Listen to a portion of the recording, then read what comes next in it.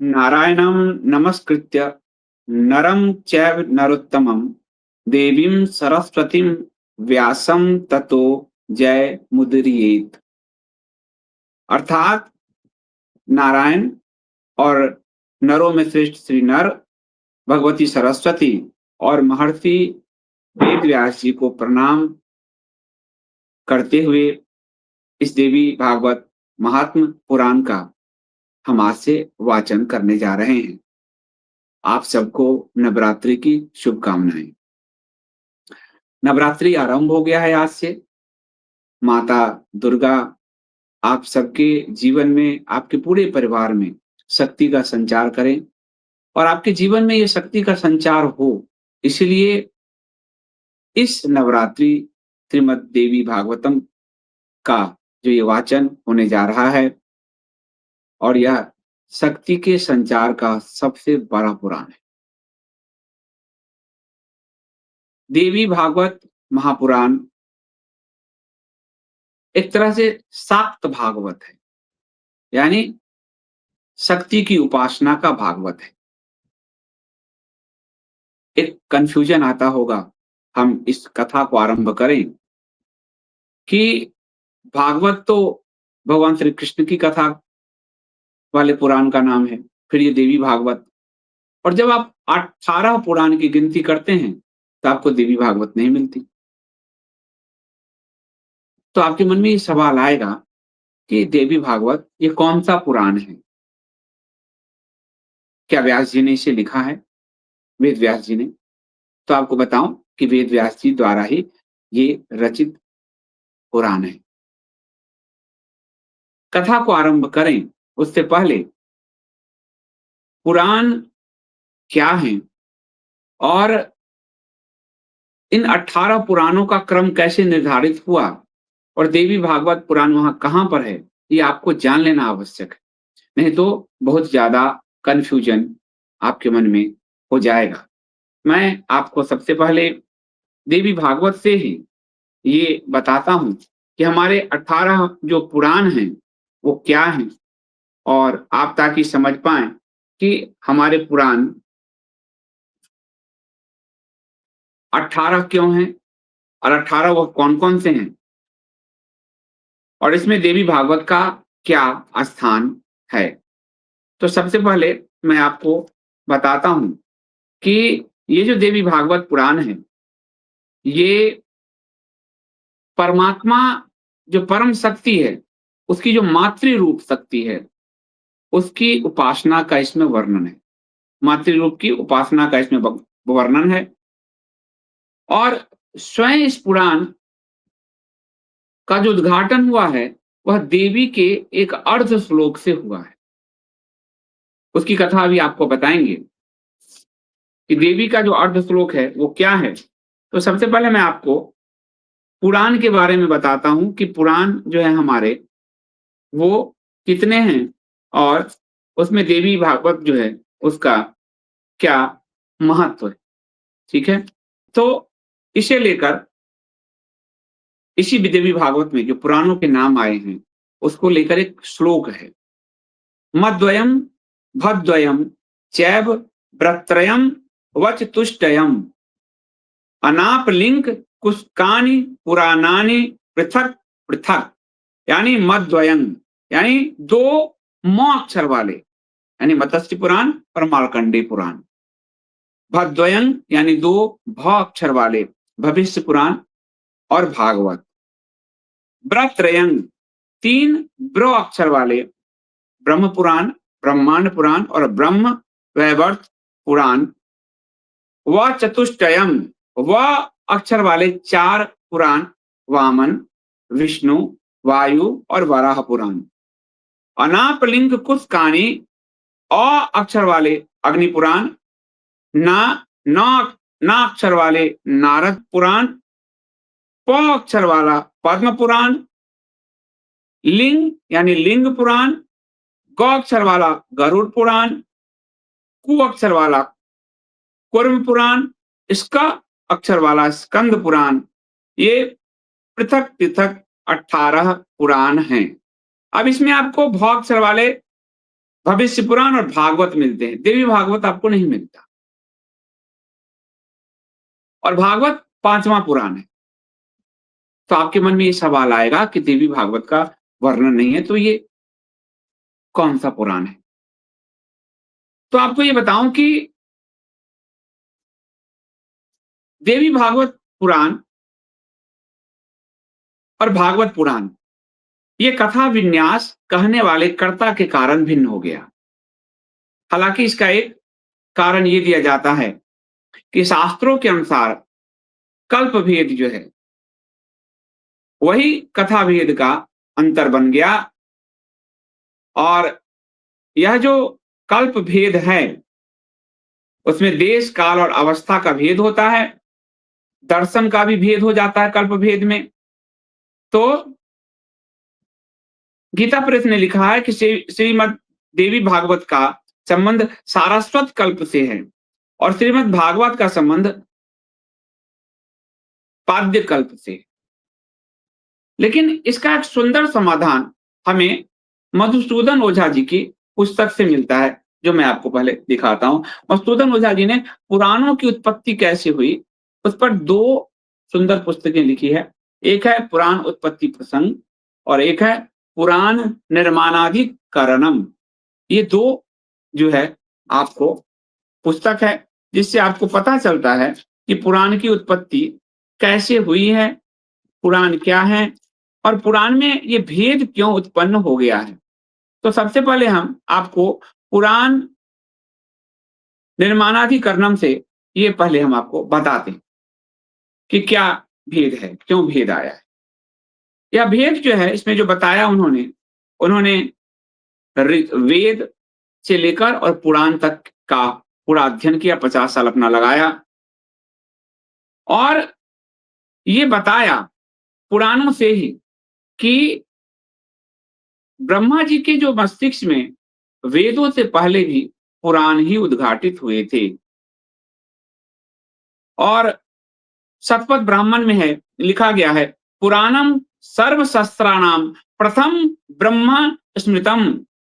यानी शतपथ ब्राह्मण में, वेद के ब्राह्मण ग्रंथ में है, पुराणम सर्वशास्त्राणाम, सभी शास्त्रों में पुराण, प्रथम ब्रह्मणा स्मृतम, ब्रह्मा के स्मृति पटल पर सबसे पहले पुराण ही उभरे। अनंतरम च वक्तृभ्यो वेदास्तस्य विनिर्गताः, और उसके बाद जो है वेद आदि। तो पुराण सृष्टि के का पूरा रचना विज्ञान है और वह ब्रह्मा जी के पटल पर सबसे पहले उभरा। मधुसूदन ओझा लिखते हैं कि ब्रह्मांड पुराण का वेद से पूर्व अथवा वेद के समकाल में प्रवचन और श्रवण ही नहीं, निर्माण भी हो गया था। यह शतपथ ब्राह्मण के श्लोक से पता चलता है कि सबसे पहले ब्रह्मांड पुराण का निर्माण भी हो गया था, वेद के काल में या वेद से पहले। ये साफ साफ वो कह रहे हैं। और जब पुराण संहिता का निर्माण किया ब्रह्मा जी ने, तो द्वापर में वेद व्यास जी ने जैसे वेदों का विभाजन किया, उस तरह से पुराणों को भी 18 हिस्सों में बांटा और अपने शिष्य को पढ़ाया। तो वो एक अथर्ववेद के मंत्र से भी इसे स्पष्ट करते हैं। ऋचा सामान्य छंदांसी पुराणम यजुषा सह उच्छिष्टाज्य गिरे सर्वे दिवि देवा दिविश्रितः। यह अथर्ववेद में भी मंत्र आया है, जिसमें साफ साफ है कि पुराणों की रचना वेद के साथ ही हो गई थी। वहां पर स्पष्ट है, पुराणम यजुषा सह, अथर्ववेद में ही है यह स्पष्ट रूप से। तो छांदोग्य उपनिषद में है, इतिहास पुराणम पंचम वेदानाम वेदम। यानी यह जो पुराण है वो 5वां वेद कहा गया है। लेकिन जो अंग्रेजों ने और आर्य समाज ने पुराणों को आपके जीवन से निकाला, जिसके कारण पुराण को लेकर ये भ्रम पैदा हो गया लोगों में। तो पुराण ब्राह्मणों से पूर्व पुराणों की रचना हो चुकी थी और इसलिए पुराण हमारे आदि काल से हैं, वैदिक काल से हैं। फिर पुराणों को वेद व्यास जी ने बाँटकर अपने शिष्य लोमहर्षण जी को पढ़ाया और लोमहर्षण जी ने अपने अन्य शिष्यों को पढ़ाया, जिसमें अकृतवर्ण काश्यप थे, सोमदत्ती सावर्णी थे, सुशर्मा सम्पायन थे। और लोमहर्षण के जो पुत्र थे उग्रश्रवा, उनको भी पढ़ाया गया। तो इन जो अकृतवर्ण काश्यप, सोमदत्ती सावर्णी और सुशर्मा सम्पायन, उन्होंने पुराणों पे संहिताएं लिखी।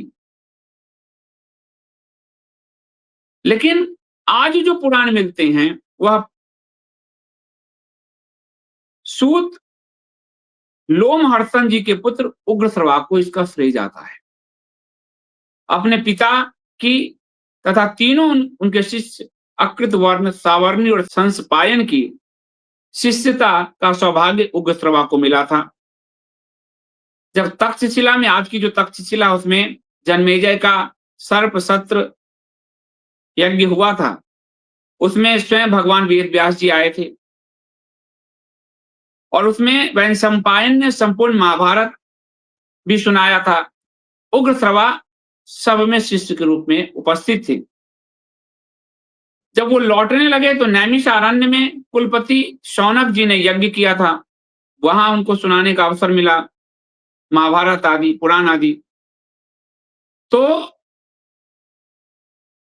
चारों पुराण संहिताओं का संपादन भी इन्होंने ही किया और व्यास से प्राप्त पुराण ज्ञान लोमहर्षण ने ज्यों का त्यों अपने इस पुत्र को दिया। तो मूल संहिताकार तो ब्रह्मा, फिर व्यास और उसके बाद लोमहर्षण और उग्रश्रवा जो है, और बाकी जो 3 शिष्य थे लोमहर्षण जी के, तो उग्रश्रवा का इतना ज्यादा दोनों पिता पुत्र का पुराण पर कमांड हो गया, या उनका ही पुराण ऐसा चला कि वो जो 3 अन्य शिष्य थे उनकी संहिताएं अब प्रकाश में नहीं आती, नहीं मिलती। अकृतवर्ण के सोमदत्ती का और सुशर्मा संसापायन का। तो लोमहर्षण हम सभी आश्रमों में भी भेजते थे, उग्रश्रवा को कथा कहते थे। तो यह जो कथा का भेद हुआ, उसका एक कहानी भी है आपको, कि महाभारत का युद्ध था। महाभारत के युद्ध में भाग नहीं लेने के लिए बलराम जी ने तीर्थ यात्रा का रास्ता चुना और तीर्थ यात्रा के लिए चले गए। 42 दिन की तीर्थ यात्रा थी। अंतिम दिन था भीम और दुर्योधन का गदा वाला युद्ध। वहां पर बलराम जी हस्तक्षेप करने पहुंचे। जब वो यात्रा क्रम में आ रहे हैं तो लोमहर्षण को उन्होंने कथा करते देखा। उन्होंने देखा सुत कथा व्यासपीठ पर बैठा है। सुत का मतलब है ब्राह्मणी माता और क्षत्रिय पिता की संतान। तो सुत जी ब्राह्मण नहीं है, वो सुत है। सुत एक अलग जाति है, उसको कई बार शूद्र में गिन लिया जाता है, लेकिन शूद्र से ज्यादा वो एक अलग जाति है, जिसको वर्ण संकर जाति कहिए। और आपको महाभारत में कर्ण का ध्यान होगा, सूत पुत्र कर्ण। तो सूत के लिए एक अलग जीविका का उपार्जन किया गया।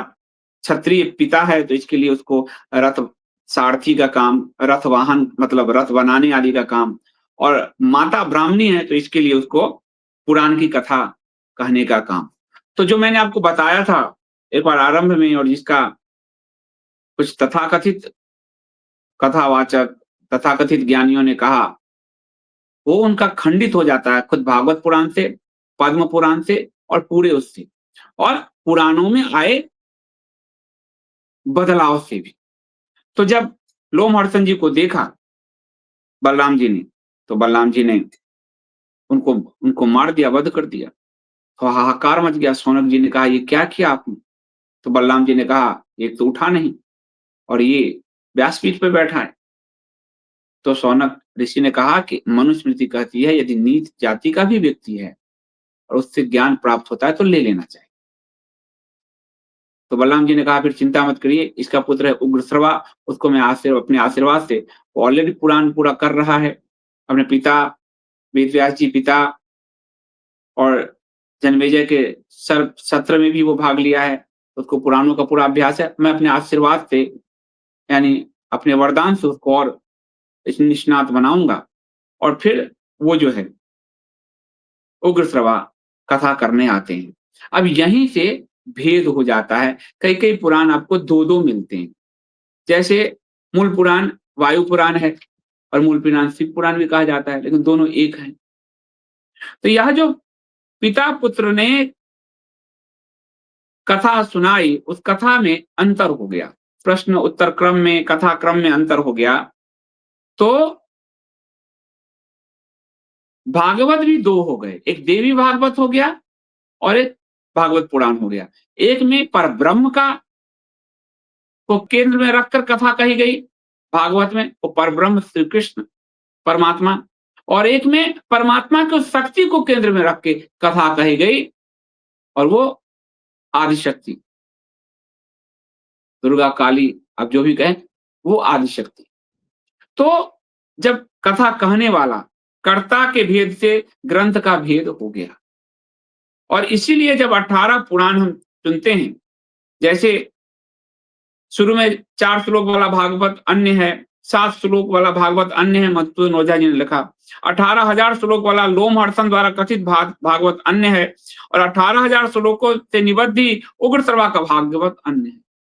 तो जब हम भागवत की गणना करते हैं, 18 पुराणों की गणना करने लगते हैं, तो उसमें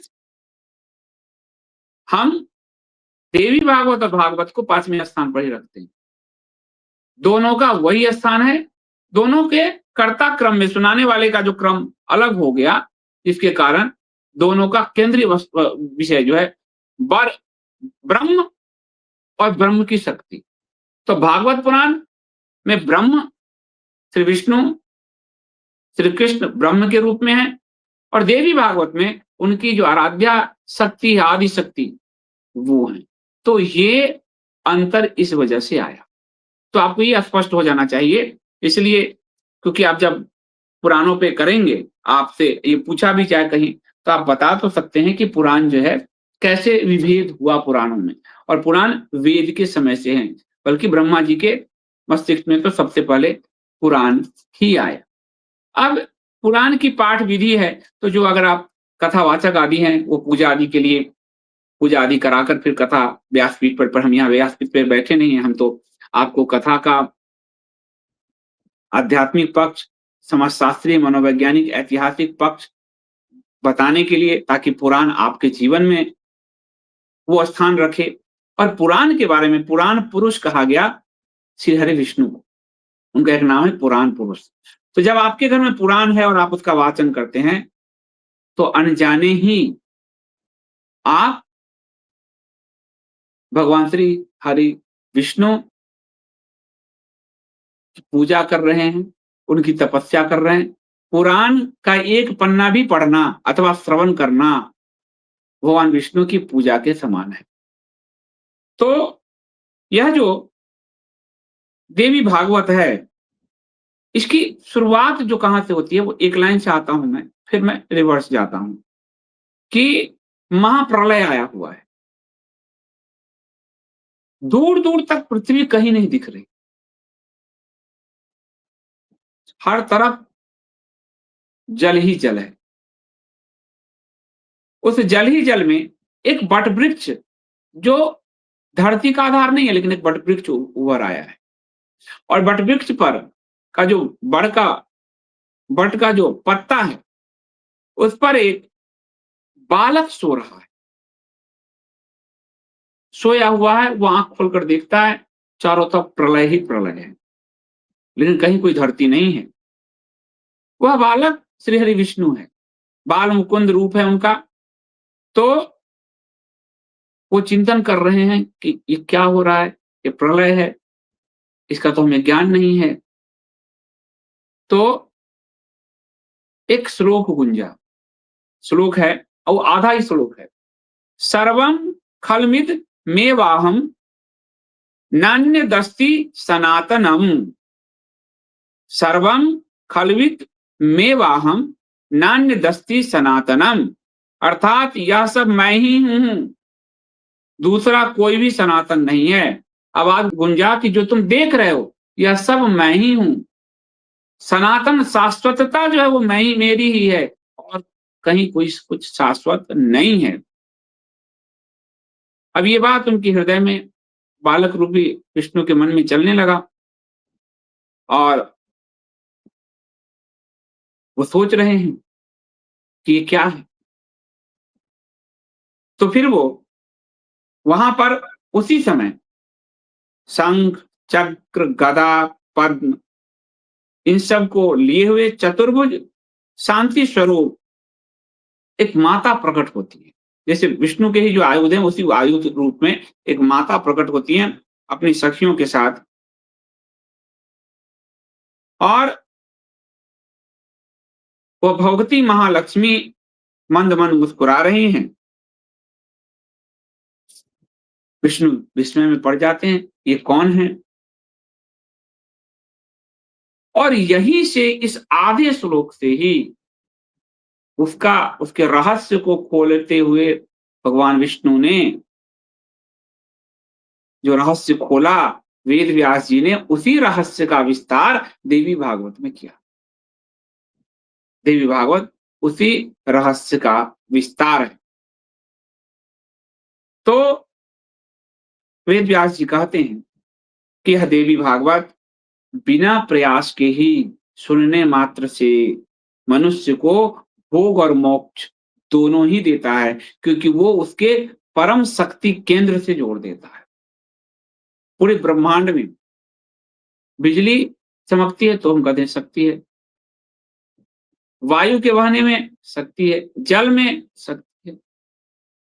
अगर आप शक्तिहीन हो जाते हैं तो ये कोई नहीं कहता कि तुम शिवहीन हो गए या विष्णुहीन हो गए, आप क्या कहता है? शक्तिहीन हो गए।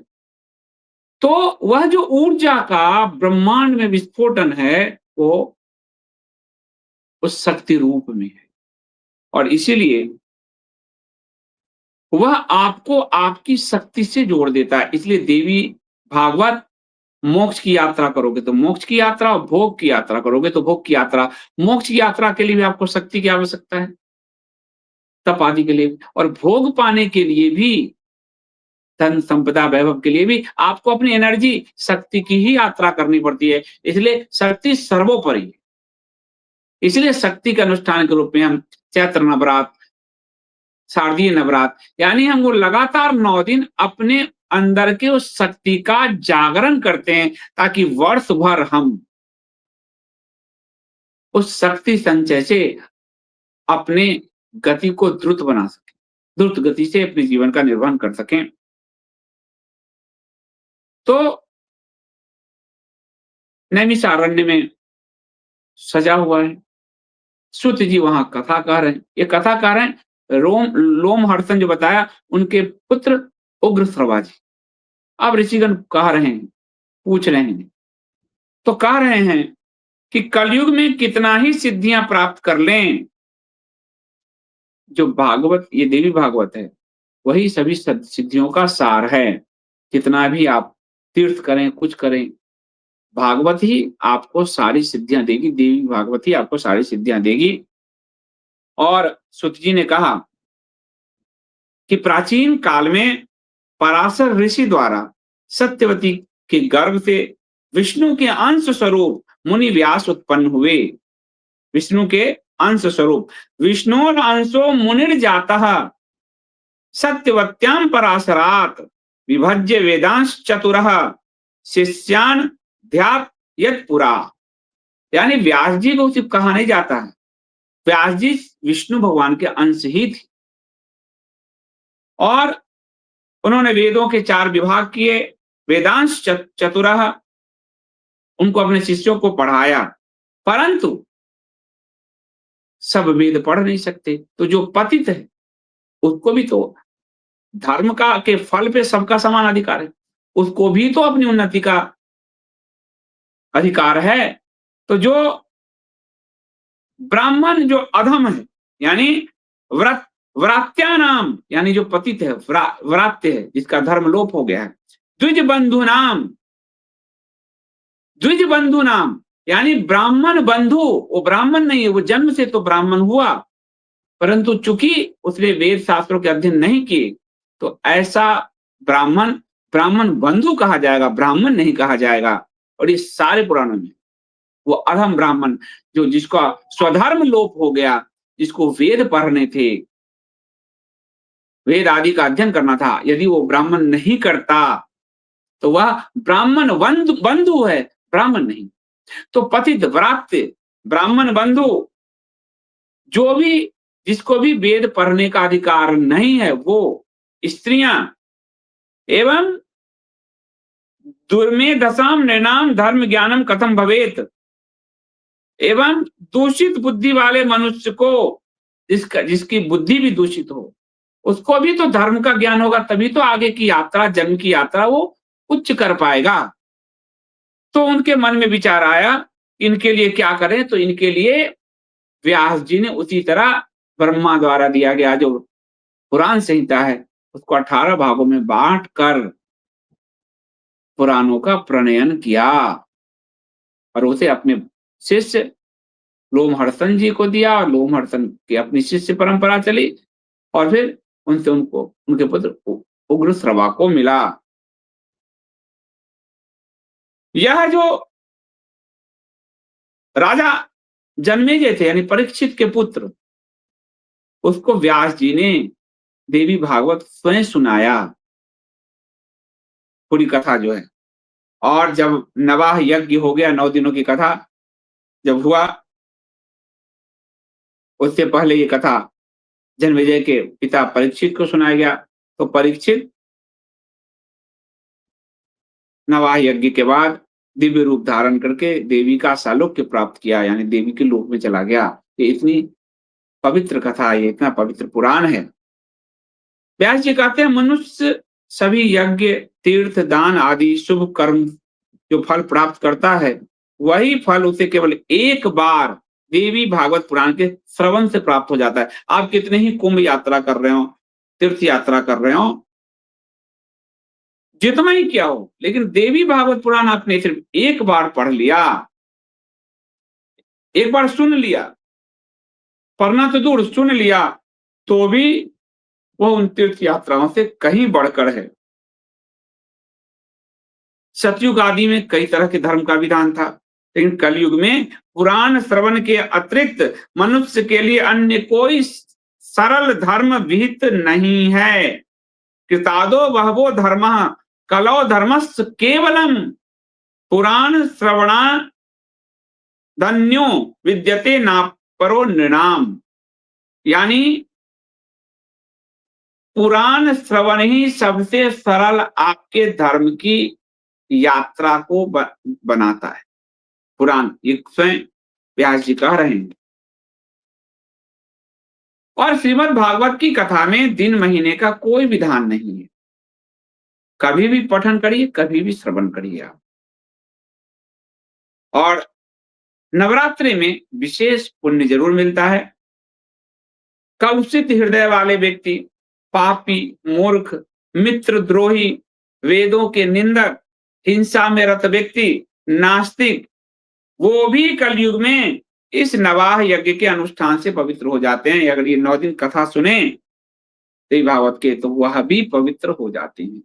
इसलिए देवी भागवत कितना पावरफुल है, इस बात को समझिए। वो कह रहे हैं, हे विप्रो, गंगा, गया, काशी, नैमिषारण्य, मथुरा, पुष्कर, बद्रिकारण्य भी मनुष्यों को उतना शीघ्र पवित्र नहीं कर सकता जितना कि देवी भागवत का यह नवाह यज्ञ लोगों को पवित्र करता है। इसमें उतनी शक्ति है। इसलिए देवी भागवत पुराण सभी पुराणों में श्रेष्ठ है। इसका श्रवण स्पष्ट करना चाहिए। ये शाक्त भागवत है और यह परब्रह्म की शक्ति का प्रकटीकरण इस पुराण में हुआ है। उसका महात्म क्या है? जो महामारी आदि आ जाए, जैसे कोरोना आदि आया, तो इसमें पुराण का श्रवण करना चाहिए।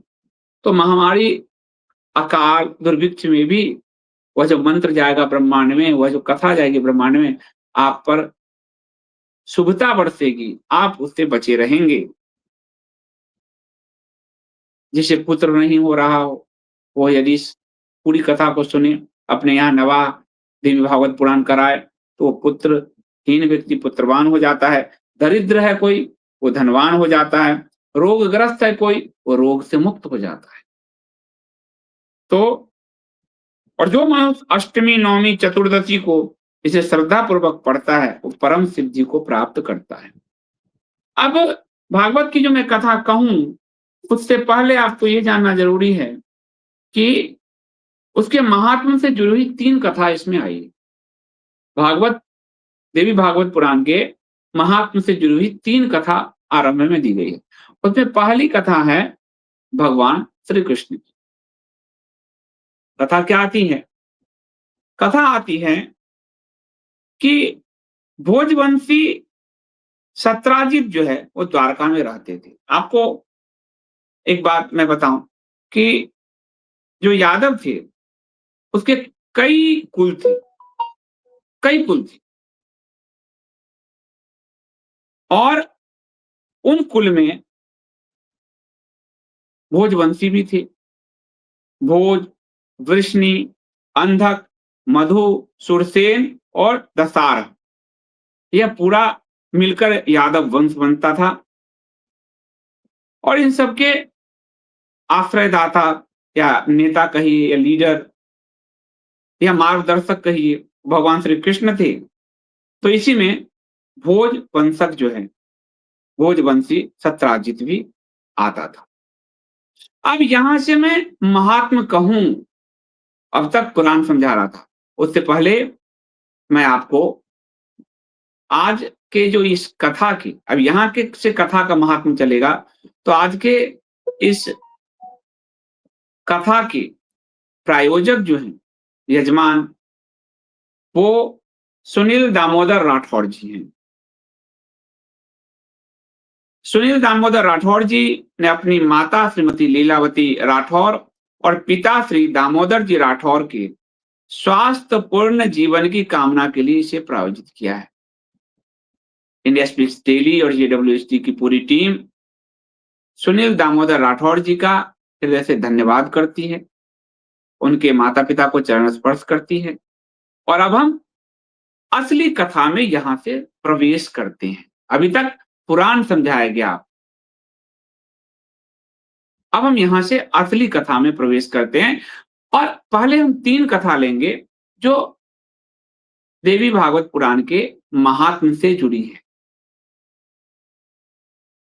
तो पहली कथा आती है सत्राजित की।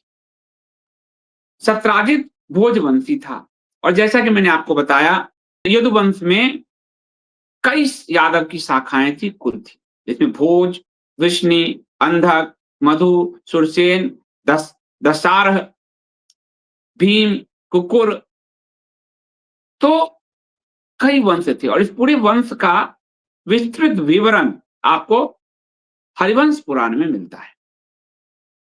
उसी में से भोज वंश के थे सत्राजित। ये सभी चंद्रवंशीय क्षत्रिय थे और अलग अलग, जैसे महाराज यदु के नाम से यदुवंश चला तो अलग अलग भाई भाई सबके अलग अलग वंश सब चलते गए। तो ऐसे पूरा हो जो है आपको, आप इसमें अगर देखेंगे तो जैसे भगवान श्री कृष्ण विष्णु वंश से आते थे, सात्यकी सिनी वंश से आते थे, कृतवर्मा अंधक वंश से आते थे, कंस सत्राजित आदि भोज वंश से आते थे। तो अलग अलग पूरा जो है। अब आपको एक विवाद जो अभी हमने आपने देखा होगा कि मेरा शाक द्वीपियों को लेकर जो विवाद हुआ, जिसको लेकर मुझ पर केस भी किया गया है, वहां एक कथा आती है कि शाक द्वीपी को जो कृष्ण के पुत्र हैं सांब, वह भगवान सूर्य की आराधना करते हैं और उनका कुष्ठ रोग ठीक हो जाता है। भगवान श्री कृष्ण ने उनको श्राप दिया था, ठीक हो जाता है। अब ठीक होता है तो वह आज के पंजाब का जो सियालकोट है वहां सांब नगर उन्होंने अपना बसाया और वहां एक सूर्य भगवान का मंदिर बनाया। अब इस मंदिर की देखरेख कौन करे, उसकी पूजा आरती कौन करे? तो भारतवर्ष का कोई ब्राह्मण ये नहीं कर सकता, क्योंकि जो मंदिर भगवान का प्रतिग्रह यानी भगवान को चढ़ावा जो देते हैं वो ब्राह्मण ले, इस बारे में एक भी मंत्र वेद में नहीं है। तो ब्राह्मणों ने यहाँ के मना कर दिया। शाम को कहा कि आप शाक द्वीप से जाइए वहां ब्राह्मण सदृश ही दूसरी जातियां हैं, मग आदि वो ले आई। शाम बजाते हैं, शाम गरुड़ पर जाते हैं और 18 वंश को लेकर आते हैं। 18 वंश को जो लेकर आते हैं शाम यहाँ तो बसाते हैं। अब वो जो 18 को लाते हैं तो उनको यहाँ पत्नी भी चाहिए, क्योंकि अब वो यहीं बसेंगे, यहीं रहेंगे। एक तो मंदिर उनको दे देते हैं कि आप देख रेख कीजिए। देवलक का यानी उत्पत्ति प्रतिग्रह का जो यहाँ के ब्राह्मणों के लिए जो वो पाप था, निंदित कर्म था, वहां के शाकद्वीपियों के मग के लिए वो उच्च कर्म था, उसको लाते हैं। उसके बाद विवाह यहाँ करना है, क्योंकि अब तो यहीं घर इनका बसना है। तो 18 में से 10 मगों का विवाह वह भोज वंश के यानी क्षत्रिय कन्याओं से कराते।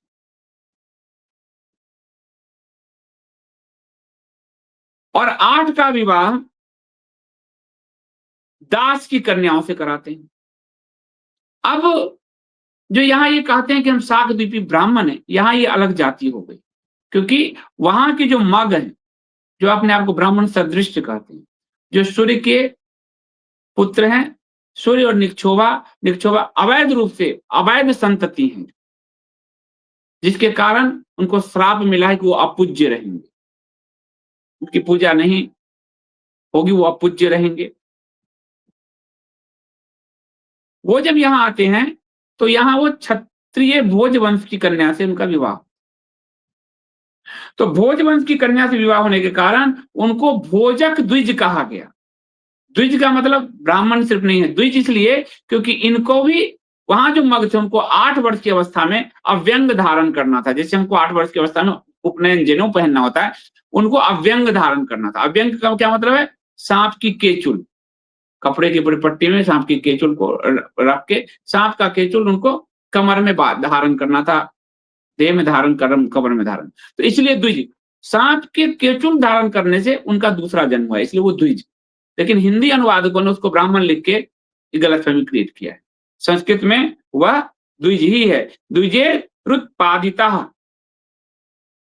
तो यहां एक नई जाति चलाई गई, भोज वंश की कन्या है, वहां के वो मग हैं, तो यहां एक नई जाति का उदय हुआ, उस जाति का नाम था भोजक।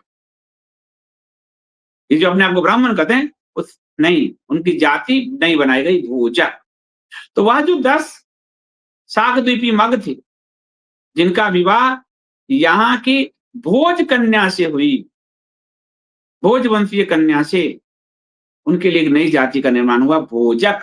वेद व्यास जी से स्वयं श्री कृष्ण पूछते हैं कि मेरा पुत्र शाम जो शाकद्वीप से इनको लाया है, इनकी ये कौन सी जाति हो, कौन सा वो होगा? तो उन्होंने कहा भोजक। और यह जो 8 कन्याएं जिनका विवाह दास से किया गया, यह अंत्यज मदंग कहलाएंगे। तो ये या तो भोजक है या मदंग है, लेकिन सबको ब्राह्मण घोषित कर दिया यहाँ का। और यहाँ के जो हिंदी अनुवादकों ने है उसको द्विज है तो ब्राह्मण लिख दिया। ब्राह्मण भूयिष्ठा कहा गया, यानी ब्राह्मण के समान, समकक्ष, ये कहा गया। तो उसी भोज वंश के जो हैं वो हैं सत्राजित। अब सत्राजित भी सूर्य के उपासक हैं, द्वारका में रहते हैं। भगवान सूर्य का दर्शन करने की उनको इच्छा हुई, भगवान सूर्य ने उनको लोक दर्शन कराया और सत्राजित को अपनी स्यमंतक मणि दे दिया। अब वो स्यमंतक मणि इतना सूर्य के प्रकाश की तरह प्रकाशमान था कि जब सत्राजित उसको पहनकर चलते थे तो लगता था कोई दूसरा सूर्य ही आ रहा, इतना चमकीला था। नगर के लोग भ्रमित हो जाते थे। लोग भगवान कृष्ण से पूछते थे ये तो सूर्य ही है, तो बोले नहीं, यह स्यमंतक मणि से दीप्तिमान होता हुआ सत्राजित है।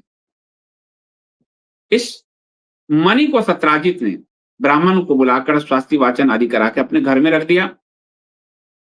और मणि जहां रहती थी वहां कोई अकाल नहीं, दुर्भिक्ष नहीं, वो पैसे सोना देती थी वो मणि, इस तरह की स्थिति थी। सत्राजित का एक भाई था प्रसेन।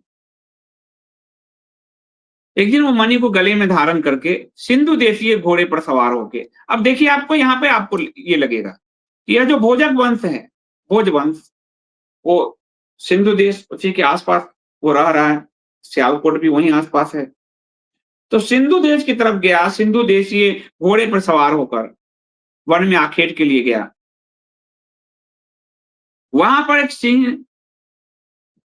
ने प्रसेन को मार दिया और मणि ले लिया। चमकीला था पत्थर, उसने ले लिया। वहीं पर बगल में जामवंत जी की गुफा थी। जामवंत जी ने देखा तो शेर को ललकारा और शेर को मारकर वो मणि स्वयं ले लिया। और जब अपनी गुफा में गए तो अपने पुत्र को मणि खेलने के लिए दे दिया। मणि मणि खेलने से वो बच्चा खेलने लगा। इधर कृष्ण भगवान ने जो उपहास उड़ाया कि भाई ये सूर्य नहीं है, ये तो शांतक मणि से सत्राजित आ रहा है। और कृष्ण भगवान ने एक बार कहा भी कि दिखाओ जरा मणि, देखो। तो ये अफवाह फैला दिया गया कि कृष्ण की इच्छा उस मणि पर थी, लेने की इच्छा, इसलिए श्री कृष्ण ने ही प्रसेन को मारकर वो मणि ले लिया। भगवान कृष्ण पर यह कलंक लग गया। एक दूसरी कथा भी आती है कि जो चतुर्थी की चंद्रमा को कोई देख ले तो कलंक लग जाता है। बिहार में उस चंद्रमा जी की पूजा होती है, पता नहीं, और बिहार आज तक कलंकित ही हो रहा है, उन्नति नहीं हो रही। तो भगवान कृष्ण पर कलंक, उन्होंने वो चंद्रमा देख लिया था तो कलंक लगना था, तो कलंक लग गया, दैवी विधान था। तो भगवान श्री कृष्ण जो है, ये अफवाह फैल गया कि श्री कृष्ण ने ही प्रसेन का वध किया है। भगवान श्री कृष्ण नागरिकों के साथ गए ढूंढने, अब कलंक लगा तो इसका परिमार्जन तो नहीं करना है। गए तो वन में देखा प्रसेन मरा पड़ा है, सिंह ने उसको मारा है। और सिंह का जो पंजा का निशान, खून का निशान, जाते जाते वो उस गुफा के द्वार तक पहुंचे। बलराम जी आदि सारे लोग थे। उन्होंने कहा बलराम जी आदि को कि आप यहीं पर रहिए, गुफा के द्वार पर रहो, मैं जाता हूं गुफा के अंदर मणि को ढूंढने, और जब तक मैं ना आऊं तुम लोग यहीं ठहरना, रुकना। बिल्कुल ये आपको बाली सुग्रीव की कथा जो रामायण में है, उस तरह की कथा आई। अंदर गए तो देखा उन्होंने ऋक्षराज जाम्बन का पुत्र मणि से खेल रहा है। उन्होंने मणि लेना चाहा, जाम्बन जी आ गए।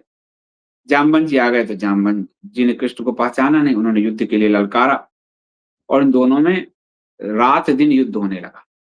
27 दिनों तक भयंकर युद्ध हुआ। इधर द्वारका के निवासी गुफा पर 12 दिनों तक प्रतीक्षा करते रहे। उसके बाद उनको लगा कि कृष्ण मर चुके, जैसे सुग्रीव को लगा था पूर्व काल में कि बाली मर चुके। इसलिए द्वारका वासी वहां से चले गए और नगर वासियों को बता दिया कि भाई कृष्ण मर गए। द्वारका के सारे लोग सत्राजित की भर्त्सना करने लगे। कृष्ण की कीमत पता, सत्राजित को वो नहीं चाहते थे, उसकी भर्त्सना करने लगे।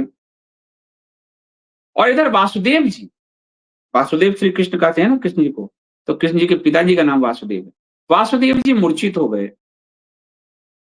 और सोचने लगे कि अब मेरा कल्याण कैसे हो।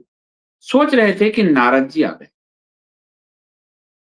नारद जी की विधिवत पूजा की, कुशलक्षेम पूछा और कहा कि मेरा कल्याण, मेरा पुत्र जो है युद्ध में मारा गया, सब कह रहे हैं, आप बताइए कैसे कल्याण हो। कुछ लोग कह रहे हैं गुफा में अभी भी है वो, तो गुफा में लड़ रहा होगा, तो उसका कैसे कल्याण हो, वो अभी तक नहीं लौटा है, मैं चिंतित हूं। नारद जी ने कहा कि आपके पुत्र श्री कृष्ण तभी जीवित लौटेंगे जब आप अंबिका देवी की आराधना कीजिए, यानी भगवती की आराधना कीजिए। इन नारायण से ऊपर भी कौन हो गए? भगवती। और उस आराधना से ही आपका कल्याण होगा। तो वासुदेव जी पूछते हैं कि वो भगवती कौन है, कैसे हम आराधना करें उनकी। तो फिर नारद जी कहते हैं जो भगवती शाश्वत सच्चिदानंद स्वरूपा और परा पर तरता देवी हैं, जिनके द्वारा यह जगत व्याप्त है, जिनकी आराधना के प्रभाव से ही ब्रह्मा इस चराचर सृष्टि की रचना करते हैं, जिनका स्तवन करके भगवान विष्णु मधु कैटभ के भय से मुक्त हुए तथा जिनकी कृपा से वो विश्व का पालन पोषण करते हैं, जिनकी कृपा कटाक्ष मात्र से भगवान शंकर जगत का संहार करते हैं और जो संसार के बंधन की कारण रूपा हैं, वही मुक्ति प्रदान करने वाली देवी हैं, परम विद्या स्वरूपा हैं, समस्त ईश्वरों की भी वह ईश्वरी हैं, वो सबसे ऊपर हैं। वो कह रहे हैं कि नवरात्रि के अनुसार जगदम्बा की विधिवत पूजा करके 9 दिन देवी भागवत का पुराण श्रवण कीजिए। इस श्रवण मात्र से ही आपके पुत्र सुरक्षित शीघ्र आ जाएंगे। जो भी इसका पाठ श्रवण करता है उसे भोग और मोक्ष मिलता ही मिलता है, इसमें कोई संशय नहीं है। उसके बाद तब वासुदेव जी को याद आता है कि एक बार गर्ग मुनि ने भी कहा था मुझे कि दुर्गा अपने भक्तों के दुर्गति का विनाश करती है और उन्होंने मुझे जब कि नारायण आपके यहाँ जन्म लेंगे मुझे बताया था, समस्त पृथ्वी का भार जो है उसको समाप्त करने के लिए वो नारायण लेंगे, ये मुझे बताया था। और फिर भगवती ने भगवान कृष्ण से पूर्व गर्भ में भी वो आई थी, जो उनके नंद बाबा के यहाँ, और वहां जो भगवान कृष्ण वासुदेव ले जाते हैं उनसे बदलते हैं, वो देवी आती हैं नंद बाबा की जो पुत्री हैं, यशोदा और नंद बाबा की, और फिर वो कंस के हाथ से छिटक कर विंध्याचल पे चली जाती हैं। तो वो वासुदेव जी को ध्यान आता है। उधर वासुदेव जी कथा होने लगा। वासुदेव जी जो बीज देवी का नवाक्षर बीज मंत्र है, ओम ऐं ह्रीं क्लीं चामुंडाय विच्चे, उस मंत्र का जाप कर रहे हैं और उधर जामन जी और श्री कृष्ण में युद्ध चल रहा है। कृष्ण के प्रहार से जामवन जी का शरीर शिथिल पड़ रहा है और वो जो मारे हैं तो उनका पूर्व जन्म की घटना उनको, मतलब पूर्व काल की, जन्म नहीं, जामवन जी तो है ही कंटिन्यू, पूर्व काल की घटना उनको याद आने लगती है कि अरे ये तो वही श्री राम इसमें द्वापर में कृष्ण बनकर आए, यह तो राम ही हैं, फिर आप तो राम ही हैं प्रभु। और फिर जामन जी और कृष्ण जी गले मिलते हैं। फिर आप पूछते हैं आप ऐसे यहाँ क्यों आए? तो बताते हैं कि यहाँ पर मैं स्यमंतक मणि लेने आया हूँ, जो आपका पुत्र खेल रहा है। तो पुत्र से लेके जामवन जी उनको देते हैं और अपनी पुत्री जामवती का भी कृष्ण जी से विवाह करते हैं। तो जामवती और ये जो ऋक्षराज हैं, आपको अगर रामायण मैंने आपको जो सुनाया है, तो ये इच्छाधारी हैं, मनुष्य रूप में भी रहते हैं, मनुष्य रूप धर लेते हैं। तो उनकी पुत्री मनुष्य रूप में ही है। तो जामवती का विवाह श्री कृष्ण से करते हैं। जामवती और कृष्ण के पुत्र ही सांब हैं, जो शाकद्वीप से मगों को लाकर यहाँ भोज कन्या और दास कन्या से विवाह करवाया था, सूर्य का मंदिर बनवाया था, जो अभी आपको कथा कही। तो जब देवी भगवती का की आराधना चल रही है, कथा की समाप्ति का दिन है, ब्राह्मणों को भोजन कराया जा रहा है, उसी समय श्री कृष्ण भगवान स्यमंतक मणि और जामवती के साथ वहां पहुंचते हैं। सभी की जो आंखें वो हर्ष से छलक पड़ती है, अश्रु बहने लगते हैं और इस तरह भगवान कृष्ण को संकट से देवी निकालती है। तो ये भागवत, जो देवी भागवत है, वो परब्रह्म की भी बड़ी शक्ति है, यही स्थापित करता है। अब इस महात्म का जो मैं दूसरी कथा है वो आपको सुनाऊं। दूसरी कथा से पूर्व भी मैं आज के जो हमारे यजमान सुनील दामोदर राठौड़ जी हैं, उनका धन्यवाद करता हूँ, जिन्होंने अपनी माता श्रीमती लीलावती राठौर और पिता श्री दामोदर जी राठौर के स्वास्थ्यपूर्ण जीवन के लिए आज की इस कथा को देवी भागवत महापुराण के प्रथम अंक को उन्होंने प्रायोजित किया है। माता भगवती की, माता दुर्गा की उन पर हमेशा उनके पूरे परिवार पर कृपा बरसती रहे। सुनील दामोदर राठौड़ जी को धन्यवाद, उनके माता पिता को नमन। अब दूसरी कथा जो आती है, वो कथा आती है इला की कथा। तो आज मैं आपको महात्मा सुनाकर, और यह देवी भागवत में 12 स्कंद है।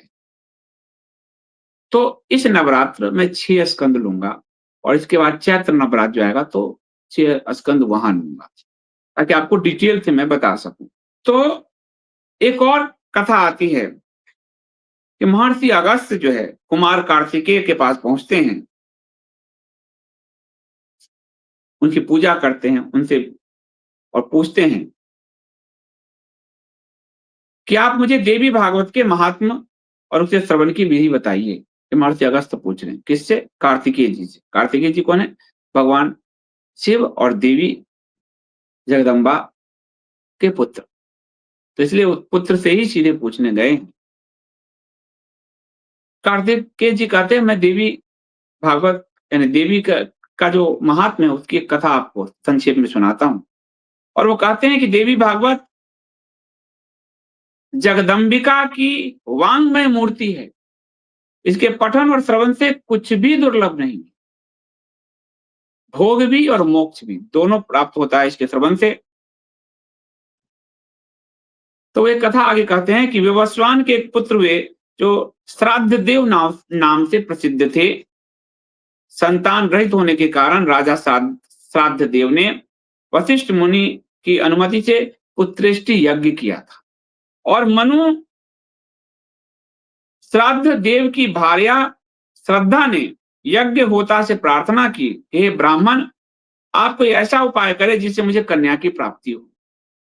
तो विवस्वान के पुत्र मनु श्राद्ध देव, उनको पुत्र प्राप्ति की इच्छा थी और उनकी पत्नी ने यज्ञ के होता से मांग लिया कि मुझे पुत्री हो। अब विधाता इस मामले में फंस गए कि यज्ञ हो रहा है पुत्र के लिए और पत्नी ने होता से मांग लिया कि आप हमें कन्या की प्राप्ति हो। और पति पत्नी दोनों तो संकल्प देते हैं, यज्ञ पति का संकल्प पुत्र का है, पत्नी ने कन्या का संकल्प दे दिया, आहुति डाल दिया। तो पत्नी का संकल्प बलवती हो गया और इला नाम की एक कन्या का जन्म हुआ। उसका नाम इला रखा गया, एक कन्या का जन्म हुआ। कन्या को देखकर श्राद्ध देव उदास हो गए। उन्होंने गुरु वशिष्ठ से कहा कि मैंने तो पुत्र प्राप्ति का संकल्प लिया था, ये कन्या कैसे हो गई? तो महर्षि वशिष्ठ त्रिकालदर्शी, उन्होंने ध्यान लगाया और देखा कि होता का व्यतिक्रम हो गया, यानी होता ने संकल्प करा दिया, उनकी पत्नी के ने जो संकल्प लिया कि वो पुत्री का। तो अब क्या करें? अब वशिष्ठ जी ने तो पुत्र के लिए किया था, तो अब वो उस पुत्र की कामना को लेकर ईश्वर की शरण में गए और तप किया उन्होंने। और तप किया तो भगवान की कृपा से इला जो कन्या के रूप में थे वो पुरुष रूप में परिवर्तित हो गए। यानी अगर हम देखें हमारे शास्त्र में, तो हमारे यहाँ परखनाली शिशु वाली बात भी जो आजकल है, आप देखिए कौरवों की उत्पत्ति जो है उस रूप में, और यह लिंग का परिवर्तन भी तब के प्रभाव से हो सकता है। ये इला के रूप में हमें मिलता है। अब वशिष्ठ जी ने, तो ईश्वर ने कहा ठीक है ये पुरुष हो जाएगा। तो पुरुष के रूप में उसका नाम सुद्युम्न रखा गया। सुद्युम्न बड़ा प्रतापी राजा। एक बार घोड़े पर सवार होकर वह आखेट के लिए गए। सिंधु देशीय घोड़े, सिंधु के हमारे उस समय जो घोड़े आते थे इस तरफ वो सिंधु देश से आते थे और सिंधु देश के आसपास की पूरी गतिविधि यहाँ द्वारका से लेके उधर तक का। तो वो गए हिमालय की तलछटी में गए। उस समय उस वन में भगवान शंकर अपनी भार्या माँ अपर्णा यानी माँ पार्वती के साथ आनंद की मुद्रा में रमन कर रहे थे, यानी प्रेम की मुद्रा में थे। और वो तो गए ही, वो जब उस वन में प्रवेश करते हैं तो वो राजा सुद्युम्न वो स्त्री बन जाते हैं। तो स्त्री कैसे बन गए पुनः? तो कहा कथा आती है कि एक बार भगवान शंकर अपनी गौरी के साथ प्रेम विहार कर रहे थे और प्रेम विहार कर रहे थे तो वहां भगवान शंकर से मिलने की अभिलाषा लेकर कुछ मुनिगण पहुंच गए और मुनिगण जब वहां पहुंचे तो माता पार्वती लज्जित हो गई, प्रेम की मुद्रा में थी तो बहुत लज्जित हो गई और मुनिजन भी देखे तो ठिठक गए और मुनिजन वहां से चले गए। इन दोनों का एकांत तो भंग हो गया।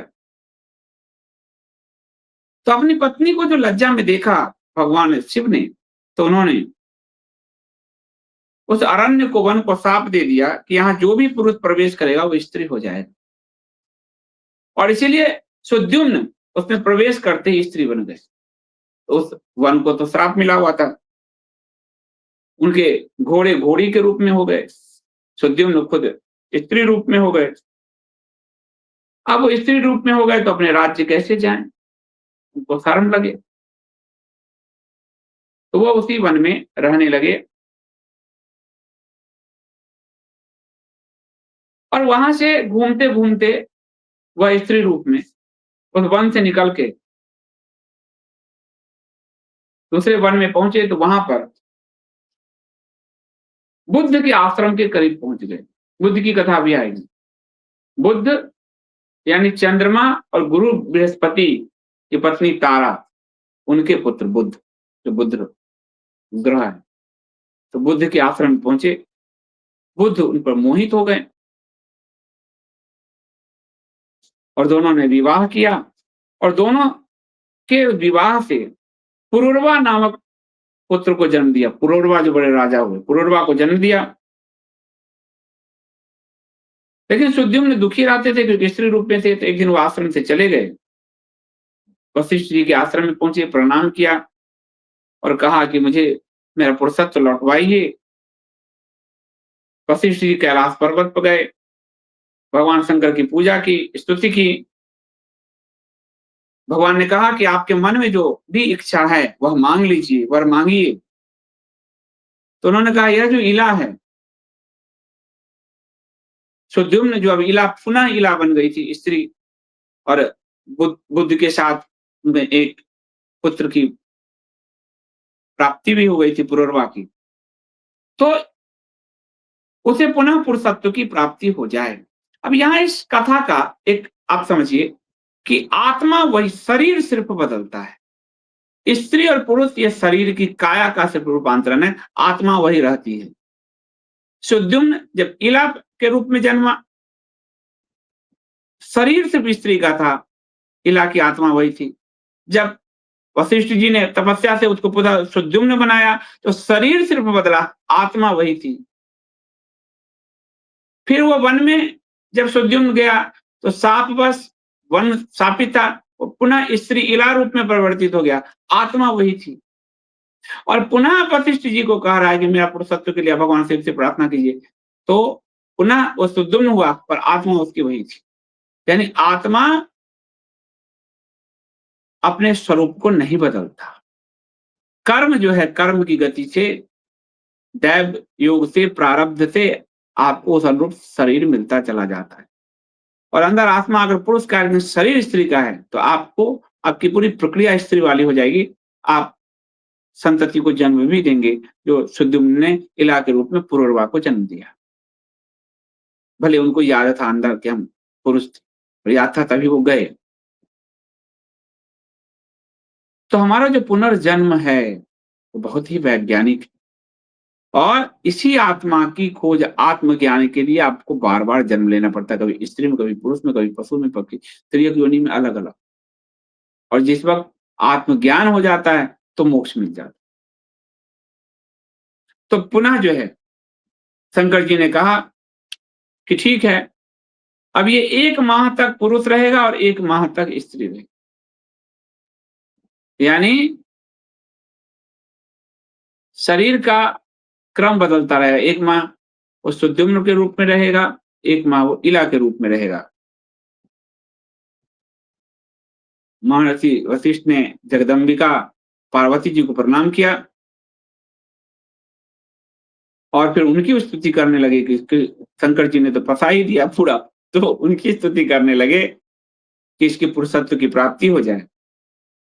दुर्गा भगवती तत्काल प्रसन्न हुई और उन्होंने कहा कि आप सुद्युम्न के घर जाइए, भक्ति पूर्वक मेरी पूजा कीजिए, 9 दिनों तक देवी भागवत पुराण का प्रेम पूर्वक उसको श्रवण कराइए, कान में उसके डालिए, उसे पुरुषत्व की प्राप्ति हो जाएगी और फिर भगवती पार्वती और शंकर अंतर्धान हो गए। तो फिर जो है राजा को अश्विनी मास के शुक्ल पक्ष में जगदम्बा की विधिवत पूजा करके वशिष्ठ जी ने राजा को नवरात्र विधान के अनुसार देवी भागवत पुराण सुनाया और सुद्युम्न जो है सदा के लिए पुरुषत्व मिल गया। यानी इस जो महात्मा की दूसरी कथा आती है उसका सार क्या है? उसका सार है कि आत्मा शरीर रूप बदलता है, आत्मा वही रहती है। और कितना भयंकर काम भगवान कृष्ण को कलंक से बचाई देव भगवती ने और कितना लिंग परिवर्तन जैसा कठिन काम भी है।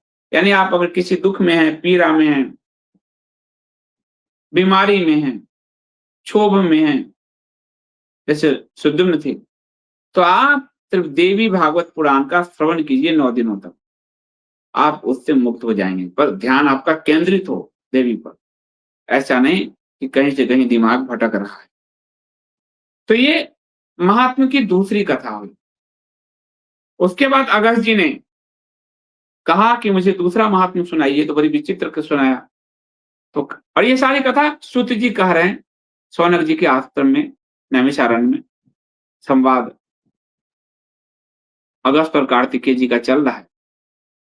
तो कार्तिकेय जी ने कहा, जिसके एक अंश में भागवत की महिमा गाई गई हो, धर्म का विशद वर्णन किया गया हो और गायत्री का प्रसंग आरंभ करके उसकी महिमा दर्शाई गई हो, उसे भागवत के रूप में जाना जाता है। यानी एक अंश में भागवत की महिमा गाई गई, परमात्मा की भी पूरी महिमा है, पर ब्रह्म कृष्ण धर्म का विशद वर्णन हो, पूरे धर्म का विशद वर्णन और गायत्री का प्रसंग आरंभ करके उसकी महिमा दर्शाई गई हो, भगवती की महिमा भी दर्शाई गई, वही भागवत है। तो इसीलिए कथा में जो व्यतिक्रम हुआ कि जो रोमहर्षण जी ने सुनाया, उसके केंद्र में उन्होंने ब्रह्म को रखा, श्री कृष्ण को रखा और उनके पुत्र उग्रश्रवा ने जो सुनाया, उसके केंद्र में उन्होंने उस ब्रह्म की शक्ति को रखा। इसलिए 18 पुराण में 5वें नंबर पर ही भागवत पुराण भी है और देवी भागवत पुराण भी है। दोनों मूल पुराण है। ठीक है? अब तो तीसरी कथा जो है वो कहने से पहले मैं आपको आज के पुनः जो हमारे यजमान हैं, प्रायोजक हैं, सुनील दामोदर राठौर जी, उनका मैं दिल से धन्यवाद करता हूं कि उन्होंने देवी भागवत के इस पहले अंक को प्रायोजित किया और उनके माता-पिता को माता श्रीमती लीलावती राठौर और पिता श्री दामोदर जी राठौर को नमन करता हूं कि उन्होंने एक धर्मपरायण पुत्र को जन्म दिया, जो धर्म के कार्य में बढ़कर भाग ले रहे हैं। पूरे परिवार को मैं बहुत-बहुत धन्यवाद देता हूं। यह जो पुराण है, कार्तिकेय जी कह रहे हैं कि देवी भगवती के महात्म से परिपूर्ण होने के कारण देवी भागवत कहा गया है और वह परा भगवती ब्रह्मा विष्णु शिव तीनों की आराध्या है। तीनों किस शक्ति की? अगर भगवान विष्णु योग निद्रा में बैठे हैं, शिव किसी का ध्यान कर रहे हैं, ब्रह्मा किसका ध्यान कर, तीनों उसी परम आराध्या का ध्यान ध्यान कर। ये आपको तीसरे स्कंद में जाके स्पष्ट हो आगे। तो तीसरी कथा है कि ऋतवाक नाम से विख्यात एक महान मुनि थे। रेवती नक्षत्र के अंतिम भाग गंडांत योग में उनके यहाँ एक पुत्र उत्पन्न हुआ। पुत्र का जातकर्म किया, उपनयन किया, संस्कार आदि सब किया। लेकिन जब से ये पुत्र उत्पन्न हुआ तब से उनके जीवन में शोक ही शोक आ गया, दुख ही दुख आ गया। क्रोध, लोभ, लालच सब उनके अंदर आ गया। उस बालक की माता भी अनेक रोग से ग्रसित हो गई। मुनि ऋत्विक सोचते कि ऐसा क्या पाप किया और क्या कारण है कि ये पुत्र जब से आया है हमारे घर में दुख ही दुख है। जब थोड़ा वो पुत्र बड़ा हुआ, किशोरावस्था, तरुण अवस्था में पहुंचा, तो उसने किसी मुनि के पुत्र की पत्नी का अपहरण कर लिया। माता पिता की शिक्षा पर उसका कोई ध्यान नहीं रहता। तो ऋतुराज बहुत दुखी होते, पिता के रूप में वो अपने आप को कोसते, दुखी होते। वो कहते कि मनुष्य के लिए पुत्रहीन रह जाना ज्यादा उत्तम है। कुपुत्र कभी ठीक नहीं होता। कुपुत्र तो स्वर्ग में गए पितरों को भी नरक में गिरा देता है, वही मेरे साथ ये कर रहा है। इसलिए माता पिता को कष्ट पहुंचाने वाले पापी कुपुत्र के जन्म को धिक्कार है, धिक्कार है, धिक्कार है। और संसार में वो मानव धन्य है जिसके घर में परोपकार परायण और माता पिता को सुख देने वाला पुत्र उत्पन्न हुआ है। कुपुत्र से पूरे वंश का विनाश हो जाता है, पितर का भी अधम गिर जाते हैं, नरक में जाते हैं। अगर स्वर्ग में है तो भी वो नरक में जाते हैं, और वंश का भी विनाश हो जाता है। कुपुत्र से यश का विनाश होता है। कुपुत्र से लौकिक तथा पारलौकिक दोनों ही जगत में दुख और नारकीय यातना भोगनी पड़ती है। ये आज के मनुष्य के लिए सीख है, जिन्होंने अपने बच्चों का सोशलाइजेशन सही ढंग से नहीं किया है, और जो जो उनका स्वयं का सोशलाइजेशन भी सही नहीं। आज टूटते परिवारों पर ये बहुत बड़ा ये ज्ञान हो सकता है कि परिवार जो कुपुत्र सब है वो पूरे वंश परंपरा को कैसे धूमिल और नष्ट कर रहा है। कुपुत्र से वंश नष्ट होता है। पत्नी यदि यदि दुष्ट मिल जाए तो पूरा जीवन नष्ट हो जाता है। और भोजन यदि विकृत मिल जाए, पूरा दिन आपका व्यर्थ चला जाता है। और मित्र यदि दुरात्मा हो तो आपको सुख कहां से प्राप्त होगा। ये चार चीज उन्होंने कहा है। अगस्त जी को कहते हैं कार्तिकेय जी कि ऋतवाक ऋषि गए ऋषि गर्ग के पास, वो बड़े ज्ञाता थे ग्रह नक्षत्रों के।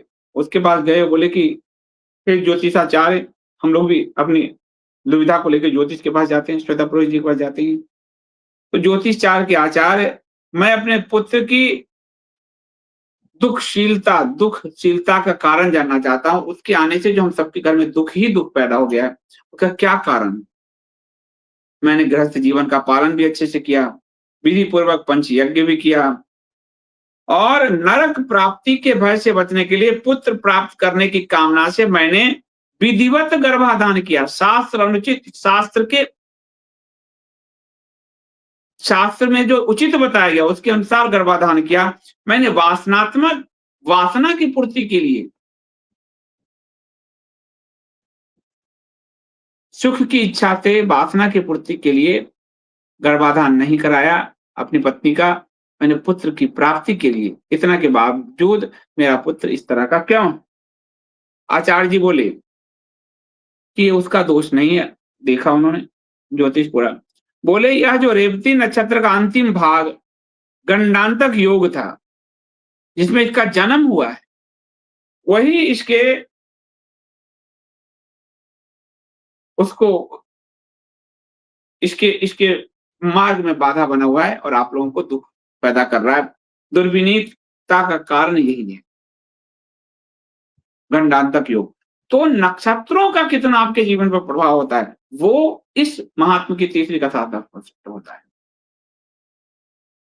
इसलिए इस दुःख के शमन के लिए आप प्रयत्न पूर्वक समस्त दुर्गतियों के नाश करने के लिए कल्याणी जगदम्बा दुर्गा जी की आराधना कीजिए। दुर्गा का मतलब है जो आपकी सभी दुर्गतियों का नाश कर दे। दुर्गा की एक ये भी परिभाषा दी जाती है कि वो दुर्ग में कैद, लेकिन सबसे उचित परिभाषा है कि जो आपकी सभी दुर्गतियों का नाश कर दे। इसलिए आप जगदम्बा की आराधना कीजिए। गर्ग जी की बात सुनकर ऋतवाक मुनि को बहुत गुस्सा आया और उन्होंने रेवती नक्षत्र को श्राप दे दिया, तो आसमान से नीचे गिर जा। अब इतने बड़े ऋषि थे, रेवती नक्षत्र जो है आसमान से नीचे गिर गया और वह कुमुद पर्वत पर जाकर गिरा। वह जो कुमुद पर्वत है वो रेवती के गिरने के कारण रैवतक पर्वत के नाम से बाद में प्रसिद्ध हुआ। और रेवती को श्राप देकर कि गिर जा, ऋतवाक ने, महर्षि ऋतवाक ने, मुनि ऋतवाक ने महर्षि गर्ग द्वारा बताए गए विधान के अनुसार देवी भगवती की आराधना करके सुख प्राप्त किया। कार्तिकेय जी आगे बताते हैं कि रेवती नक्षत्र के महान तेज से कन्या उत्पन्न हुई। उस कन्या को देखकर मुनि प्रमुच ने उसका नाम रेवती रखा था। पहाड़ पर गिरी तो एक कन्या के रूप में बन गई। एक ऋषि थे, मुनि थे प्रमुच, वो उसको उठाकर ले गए, अपने आश्रम ले गए, उसका नाम रेवती रखा, उसका पालन पोषण करने लगे। जब वो थोड़ी बड़ी हुई तो उसके लिए वर ढूंढने लगे। तो अग्नि में जब आहुति दे रहे थे तो अग्नि से उन्हें ज्ञात हुआ कि इसका पति राजा दुर्दम जो होंगे वो इसके पति होंगे। मुनि बड़े प्रसन्न हुए। संयोग देखिए कि कुछ दिन बाद वही राजा दुर्दम इनके आश्रम में आ गए और आश्रम में आए तो मुनि बाहर थे। मुनि कन्या को देखकर, उस रेवती को देखकर उन्होंने कहा, हे प्रिय, इस शब्द से जो संबोधित किया वो ऋषि जो थे कहीं त्रिकालदर्शी, ये बात पता चली। राजा पुनः ऋषि को खोजने गए उस कन्या से रास्ता पूछकर।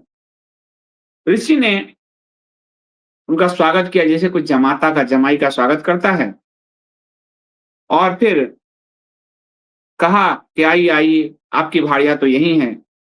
अब राजा दुर्दम ने कहा कि मेरी भाड़िया यहाँ कहाँ, मेरी भाड़िया है, मेरी भाड़िया सब तो महल में है। तो उन्होंने कहा, आपने प्रिय कहकर अभी किसी को संबोधित किया था? कहाँ किया तो था, तो वही आपकी भार्या है। लेकिन मैंने तो उस नजर से नहीं देखा। बोले अग्निदेव ने आपको प्रेरित किया, क्योंकि अग्निदेव का यह आदेश था कि राजा दुर्दम से इस रेवती की शादी विवाह होगा, तो उन्होंने ही प्रेरित किया, आपके मुंह से प्रिया निकला, इसलिए आपकी भार्या है। अब पुत्री रेवती ने कहा कि पिता, मेरा विवाह रेवती नक्षत्र में करवाएं। पिता ने कहा, मेरे श्राप से तो नीचे गिर गया है पहाड़ पर, अभी तो वो है नहीं। बोले आप इतने बड़े तपस्वी हैं, आप कर सकते हैं। फिर ऋषि ने अपनी तपस्या के बल पर उस रेवती नक्षत्र को सोम मार्ग यानी कि नक्षत्र मंडल में स्थापित कर दिया और अपनी कन्या रेवती को उस राजा को सौंप दिया। अब उस राजा से ऋषि ने पूछा कि तुम्हारी क्या अभिलाषा है? उसने कहा, मैं स्वयंभू मनु के वंश में उत्पन्न हुआ, मेरी यही कामना है कि आपकी कृपा से मुझे मनवंतराधिपति पुत्र की प्राप्ति हो, कि मेरा और आपकी पुत्री का जो अंत पुत्र हो वो मनवंतराधिपति यानी उसके नाम से मनवंतर चले, ऐसे पुत्र की प्राप्ति हो मुझे। तो ऋषि ने कहा कि श्रीमद् देवी भागवत के का कम से कम 5 बार श्रवण करोगे तो तुमको मनवांछित पुत्र की प्राप्ति हो जाएगी। 5 बार कम से कम श्रवण करो। यानी श्रवण यानी आप लोग जो सुन रहे हैं उसका विधान कहीं ज्यादा बताया गया है। तो ऋषि ने ये बात कहा। मुनि प्रमुख प्रसन्न हुए, अपनी पत्नी रेवती के साथ नगर गए। एक बार लोमश ऋषि उनसे मिलने आए। वो लोमश ऋषि के पास बहुत शक्तियां थी, तप था। तो लोमश ऋषि पधारे तो राजा ने कहा कि मुझ पर एक कृपा कीजिए, मैं पुत्र प्राप्ति की कामना से देवी भागवत पुराण सुनना चाहता हूँ। लोमश मुनि बड़े प्रसन्न हुए और उन्होंने कहा कि मैं तुम्हें वो पुराण सुनाऊंगा। और उन्होंने देवी भागवत पुराण का विधिवत श्रवण कराया उसे। राजा ने कन्या भोज आदि सब कराया। इसके बाद भगवती की कृपा से उसकी पत्नी ने गर्भ धारण किया और उसके बाद एक पुत्र हुआ जिसका नाम रैवत रखा गया। वह तेजस्वी पुत्र था, सभी विद्याओं का ज्ञाता था, धर्मपरायण था, धर्म का वक्ता था, धर्म का पालन करता था। ब्रह्मा जी ने रैवत को मनु के पद पर नियुक्त किया। तो उन्होंने आशीर्वाद मांगे थे कि मनवंतर प्रणेता हो मेरा पुत्र। तो रैवत को मनु के पद पर नियुक्त किया और वे श्रीमान मनवंतराधिपति के रूप में पृथ्वी पर शासन करने लगे। कौन? श्रीमान रैवत। तो देवी भागवत का आज महात्मा आपको सुनाया गया है। 3 कथा लिया गया, यानी देवी भागवत से भगवान कृष्ण की कलंकता दूर हुई। देवी भागवत से इला और सुद्युम्न का लिंग तक जो है बदल गया था, फिर भी देवी भागवत से वो अपने रूप में लौट पाया। और देवी भागवत से आपकी ग्रह दशा भी सुधर जाती है। ये जो रेवती नक्षत्र की कहानी का मतलब यह है कि देवी भागवत के श्रवण से आपकी ग्रह दशा कितना ही विपरीत हो, वो भी सुधर जाती है। रेवती नक्षत्र वाली इस कथा से तो यही स्पष्ट होता है। तो आज मैंने आपको सिर्फ महात्मा सुनाया है। स्कंद मैं कल से आरंभ करूंगा।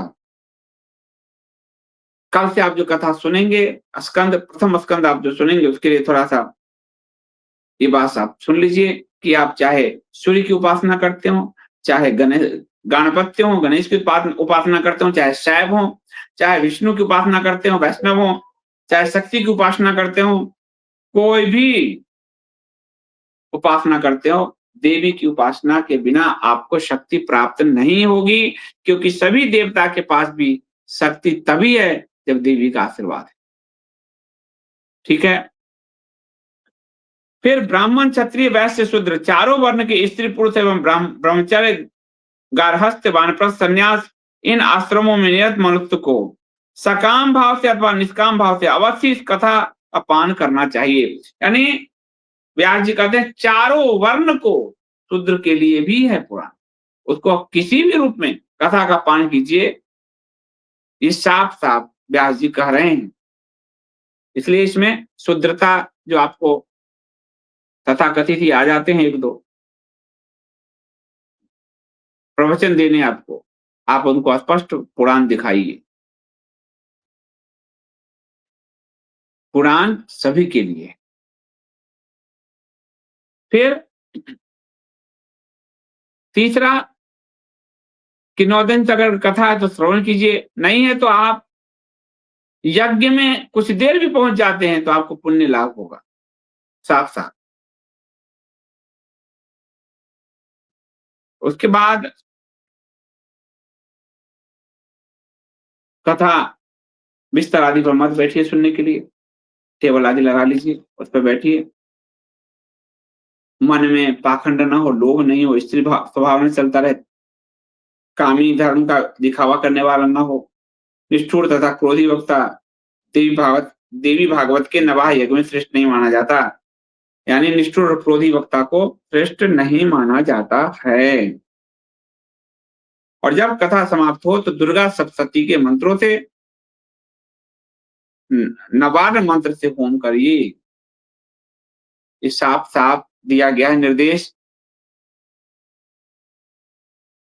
कहा गया कि पुराण को जानने वाला चाहे वो दरिद्र ही दरिद्र क्यों न हो, छोटा बालक ही क्यों न हो, वह हमेशा वंदनीय, पूजनीय और मान के योग्य होता है। तो कहा गया कि जो प्रतिदिन देवी भागवत का एक श्लोक क्या का आधा भी वो सुनता है, तो वो परम गति को प्राप्त करता है। आधा श्लोक या चौथाई श्लोक भी यदि उसको श्रवण हो जाता है, तो परम गति को प्राप्त करता है। भगवती अपना गुणगान करने वाले की हमेशा रक्षा करती है और इसीलिए उन्हें गायत्री कहा जाता है। तो आज आपको देवी भागवत के महात्म, पुराण में देवी भागवत कहाँ है, पुराणों का व्यतिक्रम कैसे हुआ, ये आपको आज बताया गया। कितने पुराण हैं ये बताया गया। पुराण कैसे वेद सदृश हैं ये बताया गया। फिर आपको शाक द्वीप से आए हुए भोजक जो जाति है और मंदक जो जाति है उसके बारे में बताया गया। और फिर देवी की महिमा का गान किया गया। उसमें 3 कथा बताई गई कि कैसे देवी महात्म्य से भगवान श्री कृष्ण भी कलंक रहित हुए। तो आज की इस कथा को मैं यही विराम देता हूँ। कल से हम स्कंद में आपको चलेंगे, प्रथम स्कंद लेंगे और रोज एक स्कंद को समाप्त करने का प्रयास करेंगे। आज की देवी भागवत पुराण कथा के यजमान सुनील दामोदर राठौर जी का बहुत-बहुत धन्यवाद। उनके माता श्रीमती लीलावती राठौर और पिता श्री दामोदर जी राठौर का को नमन। उनके उत्तम स्वास्थ्य की कामना करते हुए मैं उस पूरे परिवार का धन्यवाद करता हूँ और धन्यवाद करता हूँ आप सबका कि आप सब देवी का भागवत पुराण की कथा में आए। इस कथा में आपके स्क्रीन पर क्यूआर कोड है। यह 16 नवंबर के कार्यक्रम के लिए है। 16 नवंबर को सनातन धर्म के इतिहास में पहली बार सनातन उन सनातन धर्मियों को जिन्होंने सनातन धर्म की उन्नति के लिए कार्य किया है, देवताओं के नाम पर पुरस्कार सनातन धर्म के सबसे बड़े सम्राट शंकराचार्य जी देंगे। ये अभी तक के इतिहास में नहीं हुआ। इसके लिए आप मुक्त हस्त से दान दीजिए और या फिर कार्यक्रम के प्रायोजक बनिए। ये क्यूआर कोड आपके स्क्रीन पर है। डिस्क्रिप्शन में प्रोग्राम का पूरा डिटेल और वेब का लिंक है kgfbharat.org। इसमें आप सहभागिता कीजिए, आइए, दान भी दीजिए, प्रायोजक भी बनिए, बनाइए, लोगों से संपर्क कीजिए और इसमें एक हिस्सा तीर्थ के महात्म पर भी उसमें विमर्श का रखा गया है। तो आज के समय में धर्म के लिए इतने बड़े आयोजन धर्म के लिए नहीं हो रहे हैं, पार्टी आदि वाले तो जरूर कर रहे हैं। उसमें आपकी सहभागिता, आपका दान आपको धर्म की प्राप्ति, पुण्य की प्राप्ति कराएगा। तो कल से हम देवी भागवत पुराण के स्कंद में प्रवेश करेंगे और प्रयास करेंगे कि प्रतिदिन एक स्कंद को समाप्त करें।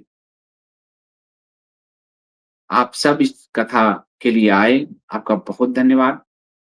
क्योंकि आज के समय में शुद्ध मन से कथा का श्रवण करना भी एक बड़ा ही दुरूह कार्य ही है। और आपने इसमें सुना कि जो श्रवण करेगा